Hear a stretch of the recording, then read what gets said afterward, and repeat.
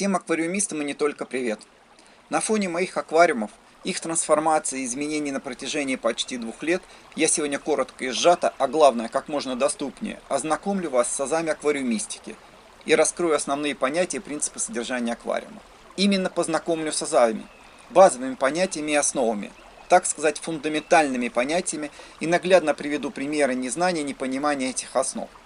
Узнав или освежив в памяти имеющуюся у вас информацию, вы однозначно и категорично сделаете вывод о том, а правильно ли вы понимали свой аквариум и, возможно, его проблемы. Туда ли и на то ли вы потратили и тратите свои деньги, время и силы. А возможно, смотря этот ролик, вы только собираетесь завести аквариум, и просмотр ролика убережет вас от кучи проблем в будущем, избавит вас от ненужных трат сил, средств и времени. Для вас, возможно, сразу станет понятно, стоит ли вообще заводить аквариум и стоит ли пытаться понять принципы и основы аквариумистики. Предупрежден, значит вооружен.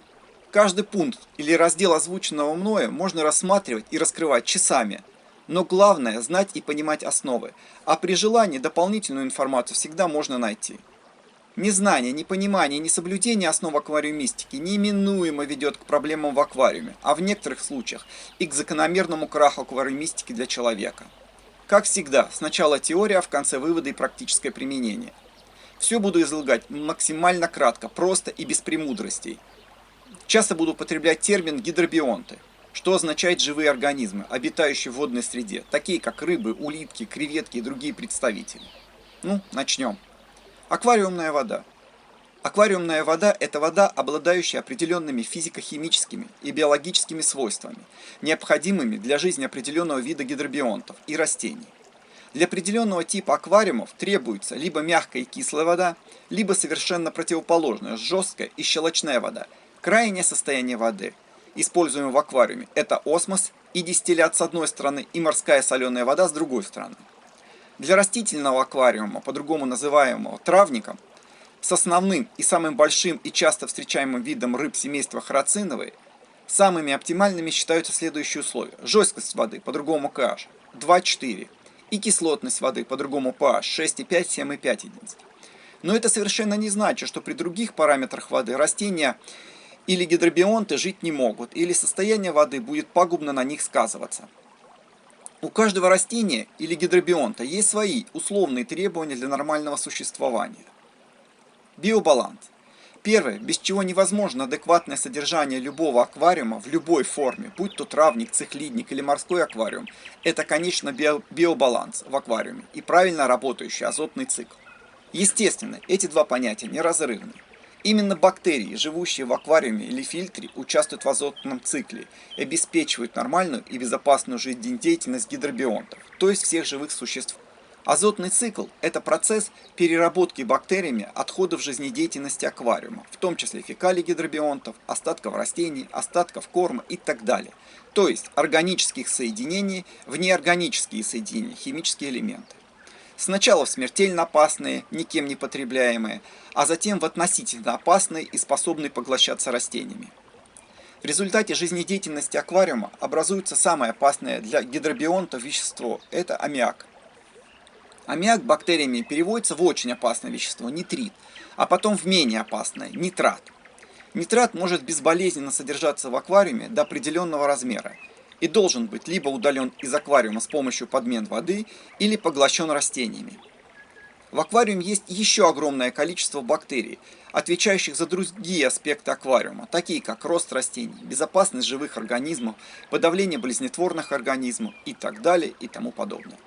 Отсутствие биобаланса в аквариуме вызывает самые негативные процессы, начиная с появления водорослей и заканчивая болезнью и смертью гидробионтов. Бактерии живут на любой поверхности аквариума. Чем более пористая поверхность, тем больше там селится бактерий, образуя колонии. Самая большая поверхность в аквариуме занимается грунтом. Именно там больше всего находятся бактерии. Грунт – это главный природный биофильтр аквариума. Естественно, бактерии селятся на стекле, на растениях, на декорациях, элементах фильтрации и так далее. Бактерии всегда присутствуют в воде в свободном состоянии. Чем больше полезных и нужных бактерий, тем лучше аквариуму. Бактерии – это живые микроорганизмы, которым также нужна еда и правильное содержание. Едой для бактерий являются органические и химические соединения, находящиеся в аквариуме. Как и растениям, бактериям для роста необходим нитрат, фосфат и органика, углерод.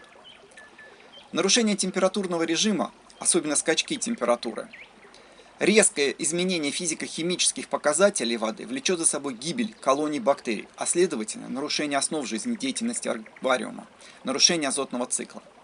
Бактерии есть в любой воде, кроме дистиллированной и обработанной термическим или химическим путем. В аквариум бактерии попадают с воздухом или специально заносятся с водой, с элементами ранее запущенных аквариумов, с помощью специальных препаратов и так далее. Гидробионты не могут жить в воде, в которой нет бактерий, они неизбежно там погибнут. За определенный период времени, в каждом аквариуме по-разному, но примерно через 3-5 месяцев правильного ухода и при стабильном содержании в аквариуме складывается максимально благоприятный объем бактерий и оптимально функционирующий азотный цикл, который называется биобаланс аквариума. Фильтрация. Безопасное содержание аквариума невозможно представить без фильтрации. Фильтрация – это процесс прохождения воды через определенные пористые вещества или соприкосновения с определенной поверхностью, на которой находятся колонии бактерий, в результате чего удаляются механические элементы и происходит процесс разложения органических соединений, а также различные биологические процессы. Любая фильтрация подразделяется на механическую и биологическую. Естественно, главную роль в любом аквариуме имеет биологическая фильтрация, а механическая носит более визуальную часть восприятия картинки или облегчает биологическую фильтрацию. Иногда прозрачная вода является смертельно опасной для гидробионтов, и мутная вода с примесями механического мусора является совершенно безопасной. Фильтрации много не бывает, и она зависит в первую очередь от количества гидробионта в аквариуме. В одном случае будет достаточно только грунта в аквариуме, а в другом недостаточно одного внешнего фильтра. Аэрация. Аэрация – это обеспечение аквариума кислородом, необходимым для жизни гидробионтов, роста растений в темное время суток и для протекания окислительных процессов, без которых невозможен полноценный азотный цикл.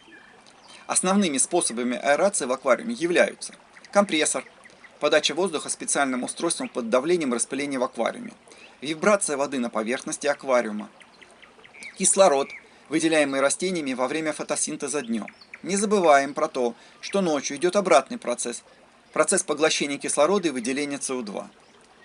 Внесение в аквариум молекулярного кислорода с помощью оксидатора или баллонным путем. Кислорода также много в аквариуме не бывает. Даже незначительный недостаток кислорода не только ведет к болезни и смерти гидробионтов, но и нарушению роста растений, гибели бактерий, нарушению азотного цикла и к появлению водорослей. Грунт. Грунт является основой любого аквариума, основной декоративной частью и биологической частью. Грунт – это основной биофильтр аквариума, в котором больше всего находятся бактерии.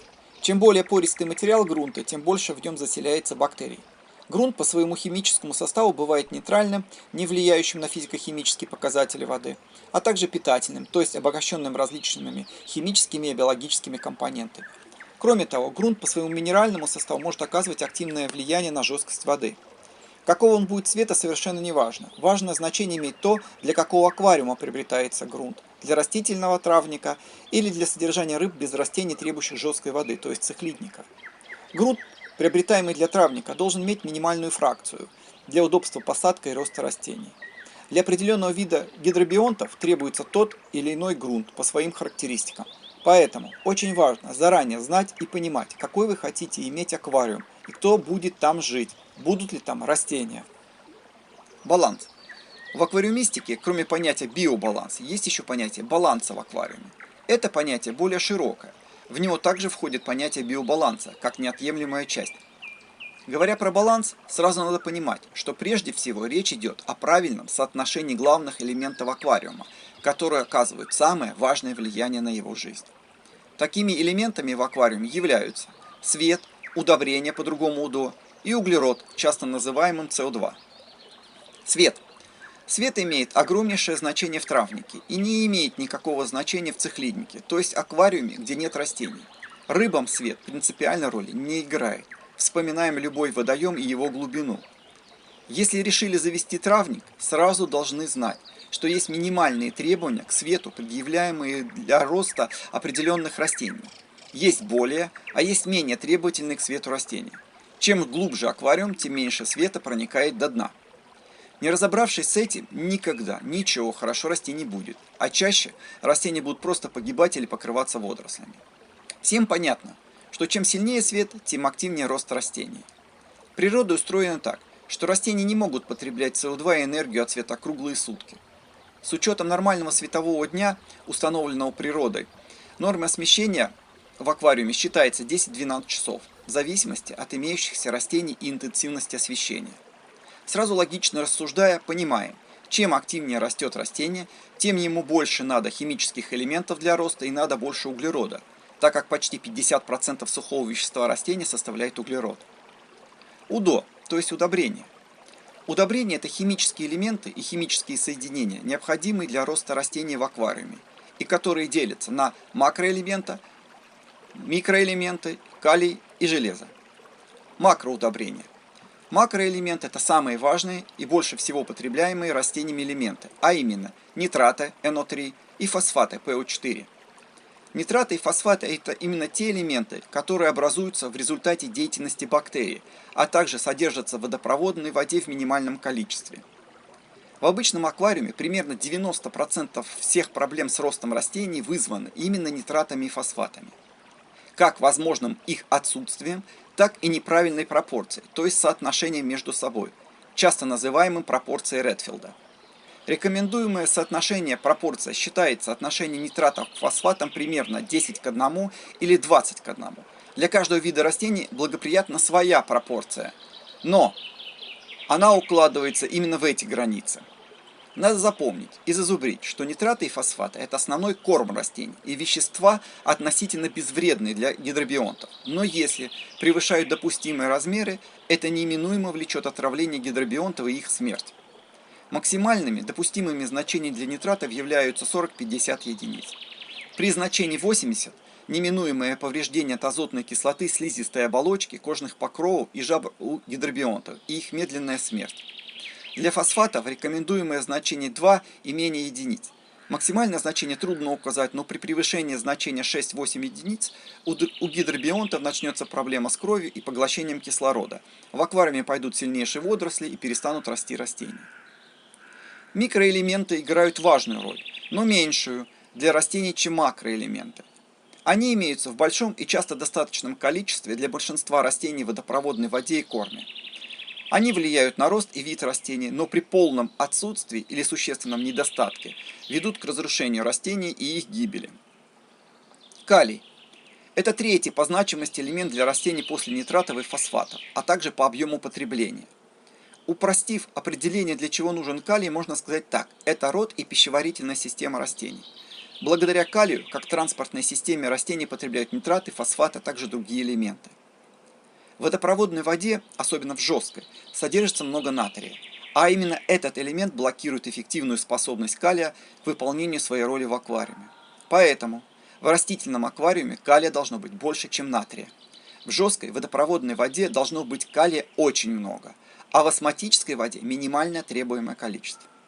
Калий содержится во всех макроудобрениях и во всех комплексных удобрениях для аквариума, а также продается отдельно. Железо. Железо – четвертый по важности элемент в удобрениях, но в силу того, что активно взаимодействует с фосфором, в состав макроудобрений не включается, а продается или отдельно, или в составе микроудобрений. Железо играет важную роль в физиологии растений и процессе фотосинтеза. Недостаток железа очень быстро отражается на внешнем виде растения. Наглядным признаком недостатка железа является хлороз – пожелтение листа между жилками молодых листьев. В дальнейшем растение замедляется в росте, полностью желтеет и погибает. Ошибочно мнение, что невозможно содержание растительного аквариума без дополнительного внесения удобрений. Как я говорил выше, имеющихся в процессе жизнедеятельности аквариума естественных источников, таких как корм рыб, отмирающие части растений, вливание водопроводной воды вполне достаточно для выращивания большого объема растений при наличии минимально достаточного освещения без дополнительного внесения удобрений. Кроме того, надо понимать и знать, что если возникла необходимость в дополнительном внесении удобрений, это совершенно не означает, что есть только один выход – покупка дорогих фирменных удобрений. Удобрения можно готовить самому из садовых удобрений, что в разы дешевле. Такие удобрения называются самомесы. Чем ярче свет, Чем больше СО2 в аквариумной воде, тем сильнее разгоняется рост растений. Соответственно, и появляется необходимость по дополнительному внесению удобрений. Чем более требовательны к наличию состава УДО растения, тем сильнее необходимость контролирования наличия и пропорции в аквариуме различных химических элементов. То есть остро встает вопрос наличия тестов воды. Углерод. Углерод, как его основная форма, потребляемая растением в форме газа, это СО2, является важнейшим элементом для растительного аквариума и имеет минимальное значение в иных аквариумах. Кроме газа, есть жидкие и сухие формы подачи углерода в аквариум. Они менее эффективны, чем в форме газа, но также действенны. Ошибочно полагать, что в растительном аквариуме без искусственной подачи углерода в какой-либо форме растения расти не будут. Будут и хорошо растут у подавляющего числа аквариумистов, в том числе и у меня. СО2 содержится в воздухе и попадает в аквариум при аэрации. СО2 выделяют все гидробионты в аквариуме. СО2 выделяются бактериями. СО2 выделяется при распаде органики. СО2 выделяет в темное время растения. Углерод попадает в аквариум с внесением различных кислот и так далее. Углерода, естественным путем попадающего в аквариум, вполне достаточно для роста большинства растений, и как яркий пример этому мои два аквариума. Один более года, а второй почти 2 года, то есть все свое существование без подачи СО2 в какой-либо форме. Соотношение между собой света, удобрений и СО2 в аквариуме является триадой в растительном аквариуме, травники. Напомню, триада – это единство, образуемое тремя раздельными членами или частями чего-то единого и целостного. Исключение одной из частей или существенное изменение значимости одной части без изменения значимости других частей неминуемо ведет к разрушению целого. Органика. Органика – это органические соединения и органические вещества, относящиеся к углеводородам или их производным. То есть, это класс химических соединений, объединяющий почти все химические соединения, в состав которых входит углерод. В аквариуме органика существует в виде детрита, мочевины и других элементов, образовавшихся в результате выделения гидробионтами, разложения корма и растений. Кроме того, часто вносимыми различными кислотами в аквариум. Органические соединения в результате переработки бактериями превращаются в неорганические соединения, которые потребляются для роста растениями и теми же самыми бактериями. То есть, органические соединения, к примеру, корм, потребляются гидробионтами в аквариуме, а неорганические соединения – растениями. Без органики не существует ни один аквариум, и органика нужна для образования неорганических соединений. Но в избытке ведет к ухудшению состояния аквариума и различным проблемам. Чаще всего является причиной появления водорослей. Аквариумные растения. Аквариумные растения – это класс высших растений, являющихся многоклеточными по своему строению и составляющие как декоративную часть аквариума, так и являющиеся естественными потребителями нитратов, фосфата, солей и других химических элементов. Аквариумные растения условно подразделяются на требовательные и малотребовательные к общим условиям содержания. Растения подразделяются на плавающие или имеющие возможность расти в надводном состоянии и содержащиеся только в подводном состоянии. Водоросли. Водоросли – это класс низших растений, в подавляющем большинстве одноклеточные, не несущие декоративной ценности и часто угнетающие рост высших растений, но также потребляющие химические элементы в аквариуме. Существует прямая взаимосвязь между активным ростом растений и отсутствием водорослей, и наоборот. При остановке роста растений активизируются водоросли. Запоминаем и не путаем. Растения выращивают, с водорослями борются. Гидробионты. Гидробионты – живые организмы аквариума. В основном это рыбы, ракообразные и улитки. Условно делятся на требующие содержания в мягкой воде или жесткой воде. Нарушение условий содержания ведет к болезням и гибели гидробионтов. Многие гидробионты между собой совершенно несовместимы, и совместное нахождение неминуемо ведет к угнетению или гибели одного из видов. Корм. Корм для гидробионтов, живущих в аквариуме, условно делится на два вида. Это сухой и живой. При этом живой корм также может быть в сухом виде. Как добавка к полноценному корму часто используются овощи, растения, яйца, море, рыба, продукты и так далее.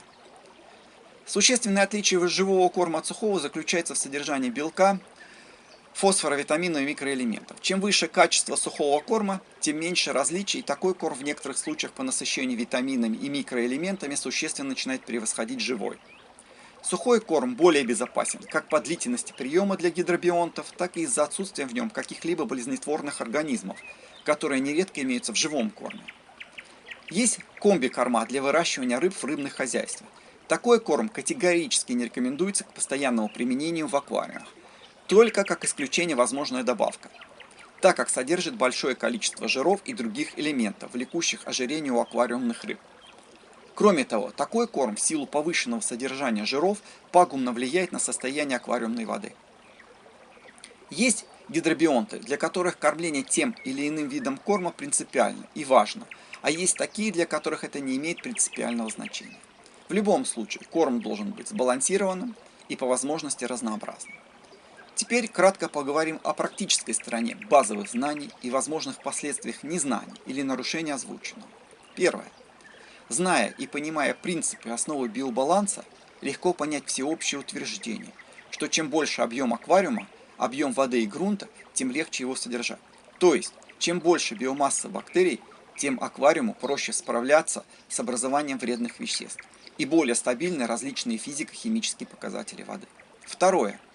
Понимая и зная оптимальные требования для содержания растительных аквариумов или так называемых цихлидников, можно максимально эффективно подобрать соответствующий грунт, воду, оборудование, фильтрацию, а также свет, чтобы в дальнейшем избежать дополнительных трат на замену всего вышеуказанного.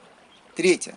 Зная и понимая существенные различия в требованиях различных гидробионтов и растений к показателям воды, света и так далее, можно максимально правильно подобрать именно под имеющиеся и созданные условия именно в вашем аквариуме, избежав при этом гибели, болезней и других проблем. Четвертое. Понимая необходимость контролирования процесса накопления вредных и опасных элементов в аквариумной воде, во избежание ненужных и малоэффективных действий в стиле метода научного тыка, то есть совершения чего-то непонятно для чего и с каким результатом, легко приходим к пониманию необходимости наличия тестов, хотя бы на нитраты и фосфаты в растительном аквариуме и на нитраты в цихлидниках. Пятое.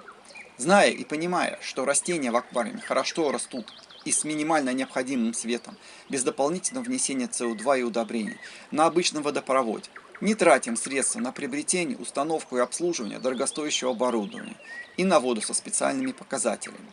А если хотим разогнанный травник с редкими и требовательными растениями, четко понимаем, что без больших затрат и хорошего понимания данного вопроса категорически не обойтись. Однозначно система СО2, однозначно дорогой и качественный свет, однозначно внесение удобрений и постоянный контроль за наличием тех или иных элементов, то есть тесты.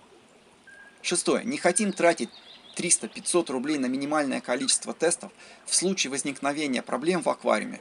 Пусть то не растут растения, болеют и умирают гидробионты, появляются водоросли и так далее.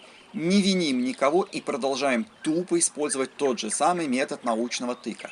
Совершать различные телодвижения в стиле биения в бубен с целью разгона крокодилов. Еще продолжаем слушать советы знатоков после их гадания по вашим объяснениям на пальцах и совершать различные предлагаемые действия, а вдруг повезет, а вдруг поможет. Седьмое. Не хотим ничего изучать. Не хотим ничем нагружать голову, но хотим аквариум. Вариант только один.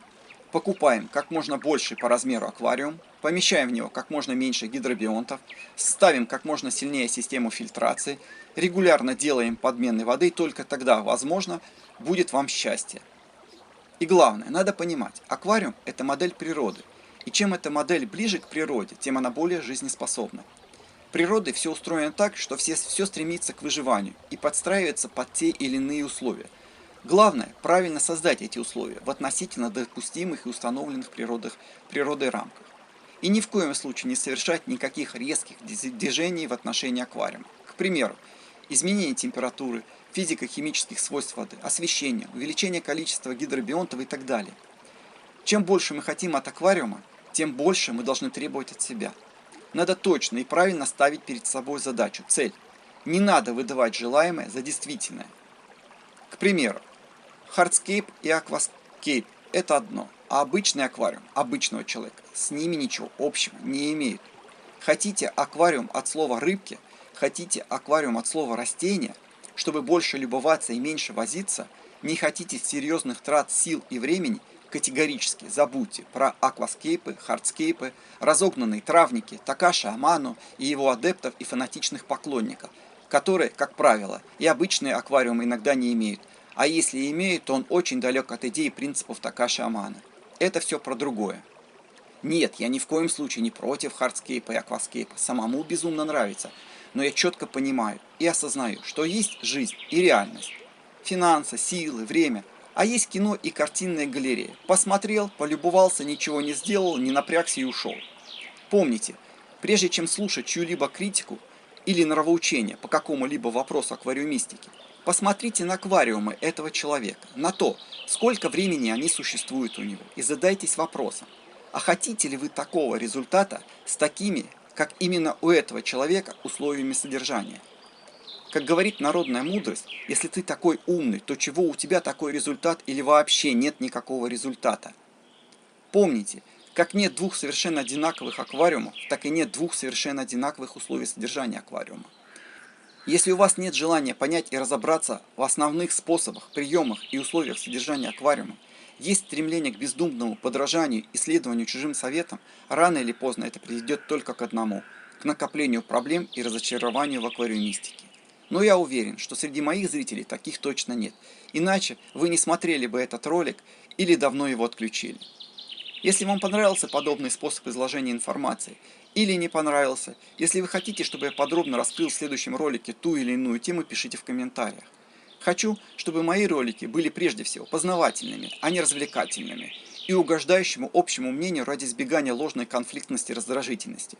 Хочу, чтобы вы не допустили моих ошибок, не выбрали дорогу с граблями и учились на чужих ошибках, а не своих. В аквариумистике благими намерениями часто дорога в вечное царство Нептуна выложена. Всем спасибо за просмотр и удачи!